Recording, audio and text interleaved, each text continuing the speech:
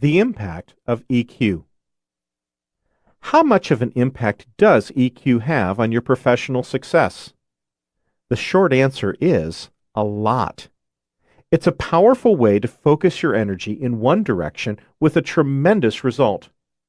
We've tested EQ alongside 33 other important workplace behaviors and found that it subsumes the majority of them, including time management, decision making, and communication. Your EQ is the foundation for a host of critical skills. It impacts most everything you say and do each day. EQ is so critical to success that it accounts for 58% of performance in all types of jobs. It's the single biggest predictor of performance in the workplace and the strongest driver of leadership and personal excellence. No matter whether people measure high or low in EQ, they can work to improve it, and those who score low can actually catch up to their coworkers. Research conducted at the business school at the University of Queensland in Australia discovered that people who are low in EQ and job performance can match their colleagues who excel in both solely by working to improve their EQ. Of all the people we've studied at work, we have found that 90% of high performers are also high in EQ. On the flip side, just 20% of low performers are high in EQ. You can be a high performer without EQ, but the chances are slim. People who develop their EQ tend to be successful on the job because the two go hand in hand. Naturally, people with high EQs make more money, an average of $29,000 more per year than people with low EQs. The link between EQ and earnings is so direct that every point increase in EQ adds $1,300 to an annual salary. These findings hold true for people in all industries, at all levels, in every region of the world. We haven't yet been able to find a job in which performance and pay aren't tied closely to EQ. In order to be successful and fulfilled nowadays, you must learn to maximize your EQ skills. For those who employ a unique blend of reason and feeling achieve the greatest results. The remainder of this book will show you how to make this happen. Chapter 3. What emotional intelligence looks like. Understanding the 4 skills. To truly understand your ability in the 4 emotional intelligence skills, you need to better understand each skill and what it looks like in action. The 4 emotional intelligence skills pair up under 2 primary competencies: personal competence and social competence. Personal competence is made up of your self-awareness and self-management skills, which focus more on you individually than on your interactions with other people. Personal competence is your ability to stay aware of your emotions and manage your behavior and tendencies. Social competence is made up of your social awareness and relationship management skills. Social competence is your ability to understand other people's moods, behavior, and motives in order to improve the quality of your relationships. Self-awareness. Self-awareness is your ability to accurately perceive your own emotions in the moment and understand your tendencies across situations. Self-awareness includes staying on top of your typical reactions to specific events, challenges, and people. A keen understanding of your tendencies is important. It helps you quickly make sense of your emotions. A high degree of self-awareness requires a willingness to tolerate the discomfort of focusing on feelings that may be negative.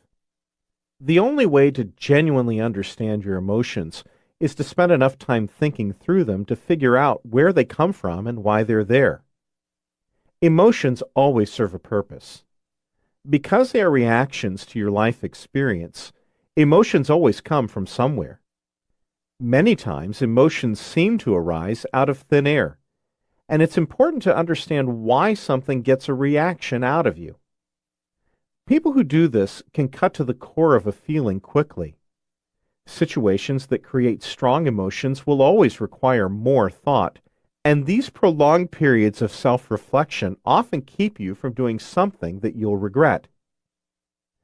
Self-awareness is not about discovering deep, dark secrets or unconscious motivations, but rather it comes from developing a straightforward and honest understanding of what makes you tick. People high in self-awareness are remarkably clear in their understanding of what they do well, what motivates and satisfies them, and which people and situations push their buttons. The surprising thing about self-awareness is that just thinking about it helps you improve the skill, even though much of your focus initially tends to be on what you do wrong. Having self-awareness means you aren't afraid of your emotional mistakes. They tell you what you should be doing differently and provide the steady stream of information you need to understand as your life unfolds. Self-awareness is a foundational skill. When you have it, self-awareness makes the other emotional intelligence skills much easier to use. As self-awareness increases, people's satisfaction with life, defined as their ability to reach their goals at work and at home, skyrockets. Self-awareness is so important for job performance that 83% of people high in self-awareness are top performers, and just 2% of bottom performers are high in self-awareness. Why is this so? When you're self-aware, you are far more likely to pursue the right opportunities, put your strengths to work, and perhaps most importantly, keep your emotions from holding you back. The need for self-awareness has never been greater. Guided by the mistaken notion that psychology deals exclusively with pathology, we assume that the only time to learn about ourselves is in the face of crisis. We tend to embrace those things with which we're comfortable and put the blinders on the moment something makes us uncomfortable. But it's really the whole picture that serves us. The more we understand the beauty and the blemishes, the better we're able to achieve our full potential. What self-awareness looks like. Dave T., Regional Service Manager, Self-Awareness Score 95. Scores are on the 1 to 100 point scale from the Emotional Intelligence Appraisal. Scores and coworker comments are from actual people, though names and other identifying information have been altered. End note.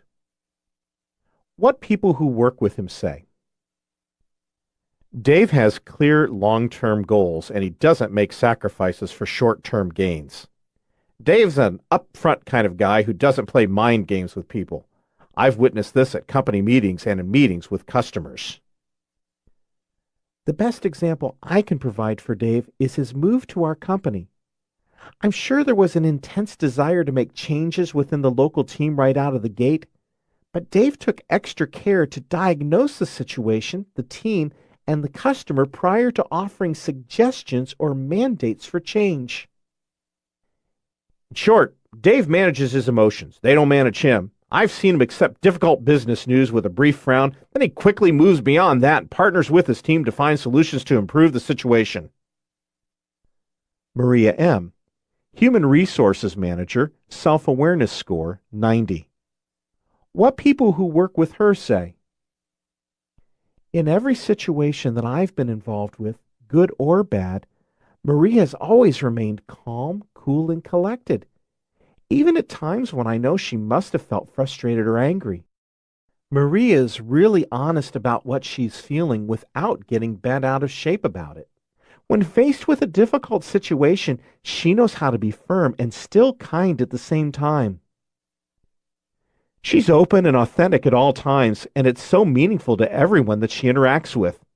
I would suggest that Maria not change. However, she can get a bit tougher sooner in some cases. She is aware of this and watches to ensure that she does not let kindness get in the way. During challenging situations with employees, Maria is very aware of her tone and makes an effort to keep the conversation appropriate. People here trust her. What a lack of self-awareness looks like. Tina J., Marketing Manager, Self-Awareness Score 69. What people who work with her say. On occasion, Tina's stress and sense of urgency are pushed onto other people. It would be good for her to better understand how her behavior affects others' work and emotional stress. Also, she sometimes comes across as defensive or aggressive, so for her to be more aware of her tone and language would be helpful. When things are going well for Tina, her emotional intelligence skills are stronger. She needs to learn to read herself and recognize her triggers so that she can respond more effectively when triggered. She needs to become aware of how she's perceived. She can come across as being very demanding, but I don't believe she means to. Giles B., Operations Director, Self-Awareness Score 67. What people who work with him say. Giles is very much in his own little world. He obviously does care about his coworkers, but he doesn't seem to know where to draw a line. His personality can be overwhelming, but he doesn't notice when the other person is feeling annoyed, frustrated, or overwhelmed by him. When working with customers, he is very good at talking about the products and services we offer. On group projects, sometimes he gets so focused on the outcome, the process is missed. If he were to take a moment and let all the emotions settle, then take a look at the options to reach the desired outcome, things would go more smoothly. Giles is passionate about what he does. Sometimes that passion gets in the way. He might not notice that I'm busy with something else before he jumps in and starts talking to me. When he's excited, he talks over you, and it's hard to get a word in edgewise. He doesn't mean to. He just is excited about what he does. Self-management. Self-management is what happens when you act or do not act. It is dependent on your self-awareness and is the second major part of personal competence. Self-management is your ability to use your awareness of your emotions to stay flexible and direct your behavior positively. This means managing your emotional reactions to situations and people. Some emotions create a paralyzing fear that makes your thinking so cloudy that the best course of action is nowhere to be found, assuming that there is something you should be doing. In these cases, self-management is revealed by your ability to tolerate the uncertainty as you explore your emotions and options. Once you understand and build comfort with what you are feeling, the best course of action will show itself. Self-management is more than resisting explosive or problematic behavior. The biggest challenge that people face is managing their tendencies over time and applying their skills in a variety of situations. Obvious and momentary opportunities for self-control, that is, I'm so mad at that darn dog, are the easiest to spot and manage. Real results come from putting your momentary needs on hold to pursue larger, more important goals. The realization of such goals is often delayed, meaning that your commitment to self-management will be tested over and over again. Those who manage themselves the best are able to see things through without cracking. Success comes to those who can put their needs on hold and continually manage their tendencies.